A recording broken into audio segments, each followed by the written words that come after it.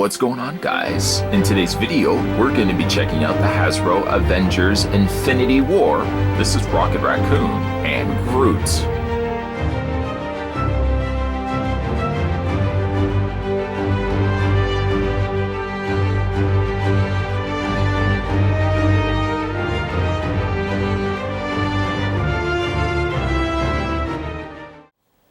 Now, to figure out how tall these are, I'm going to go ahead and take the tape measure.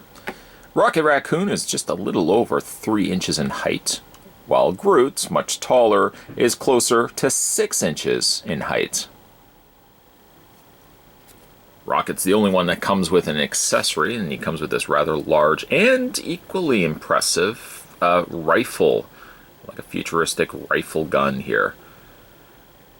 I wasn't certain how exactly he was to hold it. According to the back of the package, he's supposed to take his hands here, and it's supposed to fit right there.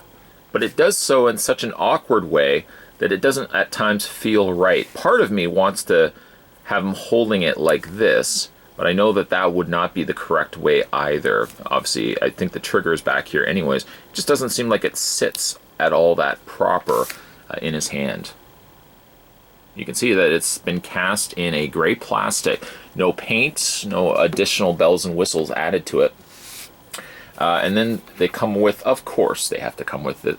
They come with their little infinity stone. Now, looking at it, it actually does look rather familiar. If you look at the one that came with Black Widow, not only is the rock the exact same, the coloring is also the exact same. The only thing that's different is the little label sticker that's on the front there. Other than that, they are identical, almost to the point where if you didn't recognize the symbols as being unique to one figure over the other, you could easily accidentally swap these. I guess it really wouldn't matter either way, but they are identical to one another. Here, you've got the peg point on the back section, and it's supposed to fit right on top of Rocket's gun here. It just doesn't make any sense whatsoever. It looks awkward. It looks like it's not supposed to be there. It looks as if they had to find a place to put these infinity stones. So I don't know if this is one of the more successful ones. Although granted, if you take their colleague, Star-Lord, we just move all the other ones out of the way. His is really no bit different or better anyways. His is just pegged at the back. This is kind of pegged more so at the front. It's just really odd. And going back to him holding it, Rocket Raccoon, if you have him holding the gun forward, the figure topples over. Now, he does have peg holes on the undersides of his feet, so let's say, for example, you've got yourself a display stand, which I just so happen to have one kicking around. If you can get his feet planted on this, and I think his feet are actually, the peg hole is actually a little too big for the stand, you may be successful to get the gun actually raised. But it doesn't seem like, his peg holes are much bigger actually than some of the other figures that we looked at. You can't actually plank it onto the display base. It's a bit of a shame. So he comes with his weapon. We'll take the stone off. One quick final look at it. And we'll put that to the side. I feel as if we've gotten this gun before. I don't know whether through the Marvel Legends lineup. It is actually a really neat looking gun. I wish it had some additional paint to it, but beggars can't be choosers when it comes to the basic class of these figures. But there's the 3 members. I don't know if we'll get more of these, but 3 members of the Guardians of the Galaxy. Let's move Big Head over here, as we've already had a look at him. And we'll have a look at the 2 figures. Let's move Groot over. Let's first start with Rocket Raccoon.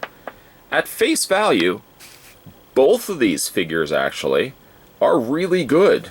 In fact, I may even say that this set, the fact that you get 2 figures as well, makes this probably the best set or the best figures from the Infinity Stones Infinity War lineup. Rocket's sculpt is actually quite nice. I feel as if, yes, his tail. I won't forget about that. I feel as if this is a reused mold. I'm trying to figure out where I've seen this mold before. It obviously isn't the Diamond Select, different company. But I wonder if this guy came at some point as a Marvel Legends, and maybe they scaled down his posability, maybe in his legs. Head sculpt is actually really, really good, though pale. Consistent trend with Rocket is a very pale sort of skin tone. The fur, rather than skin tone, his fur is a lighter, almost caramel or beige color, but it doesn't seem like it's nearly dark enough. The eyes are nice, although they get lost amongst the mix, but really everything about this guy screams too light. Let's go back to his tail. I know I didn't forget about that. The tail also shares the same sort of coloring.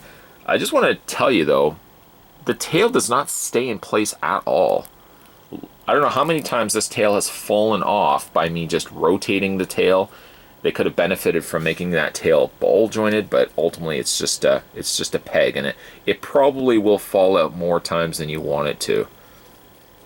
As for the rest of his outfit, unfortunately, like, the blue is good, but as much as the blue is good, the areas on the brown get so kind of just blended in with the rest of his fur that they don't feel unique to it. If they had made this slightly a darker shade of brown, or at the very least made the fur a darker shade, I think you could have really had something happening here with Rocket Raccoon. He's good. He's a good-looking figure, don't get me wrong, but he just feels really pale. Almost as if I've left this toy out in the sun and it's just been bleached by sunlight. Again, great looking face sculpt. I just wish it had like some sense of depth to it. Anyways, posability on this guy. His head is on a ball joint, which is one thing that is quite nice about this guy. They didn't skimp on his posability. His arms also hinge outward. He rotates here, but he doesn't rotate anywhere else on the arm area, nor in the wrist section. Nothing in the waist. And then this is all he gets for his legs. Oh, and I guess technically you can count this as posability as well. The tail is probably the best placed, having it just draping down, because it actually supports the figure a little bit better as well. Not nearly to the level in which you could have the figure holding his gun upright. Oh, no, no, no, no, it won't do that. But at the very least, it'll keep the figure standing upright. Okay, so let's have a look at Groot here. A much younger Groot. He's got some really great sculpting to him. But again, he kind of suffers from not really a whole lot of paint happening here. He gets some green on his arms, yes, and also on his shoulders, and also here. But the rest of the figure is very bland in additional paint. If you start looking at the torso area here, you can see they've done a bang-up job of adding some additional, almost airbrushing of darker brown, but it doesn't make any other appearance on the figure itself. It's just very, very bland. I guess you could say because he's a wood character, or comprised of wood, that the sculpt really does do a good enough job on its own that it doesn't necessarily need some additional paint. Granted, still be that the case, I would have preferred some additional of this airbrushing somewhere else on the body other than this two random places, it seems. The head sculpt I adore. I think that's a bang-up head sculpt. Almost something I would expect to see from a Marvel Legends, ultimately here in a basic class figure. Really, for what mileage you can get from this guy, having not seen a Marvel Legends release of Groot from Avengers yet, I would easily want to pair this guy with some of my Marvel Legends figures, just because the detailing on him is so good that I think I wouldn't look at him as if he is a lesser category of figure. Let's have a look at his head sculpt. There's his head sculpt right there. A rather somber looking facial expression. He also sees that his pupils are slightly off to the side. Some really nice sculpting also in the face area here, as equally so on the top. Some additional browns, I'm telling you. This here, added a little bit to the top, would have been awesome. But ultimately, that not be the case. Posability on Groot, his head rotates all the way around. And, I mean, for how long the neck is, and for the fact that the socket sits not too deep into the head, you really can get some excellent posing from the head, tilting it slightly to the side, up, down. Again, you can rotate it all the way around. Shoulders hinge outward. You rotate the arms all the way around. Bend at the elbow. Rotation in the forearm. This is kind of where it gets a little less. That's all you get. To be fair, though, that's really all you got with the other Avengers figures as well. So again, I can't be too critical of that. And even for the fact that the elbows could work perfectly fine, but let's see if we put hinges in the knees anyways, it may have made for a weaker standing figure. Dare I almost say that Groot is actually the best figure of this entire wave. If you really wanted to get any figures from the figures that we've looked at so far from these Avengers basic class figures, I really think this is the home run hit of the bunch. It doesn't come, however, without a few little gripes, and more of the gripes, I think, sit on the shoulders of poor Rocket Raccoon than they do with Groot. Rocket Raccoon, as good as the sculpt may be on this figure, unfortunately the paint really just lets it down, going the route of a more pale, almost bleached out skin tone, or fur tone as it were. I think some darker colors probably could have helped this figure go a long way.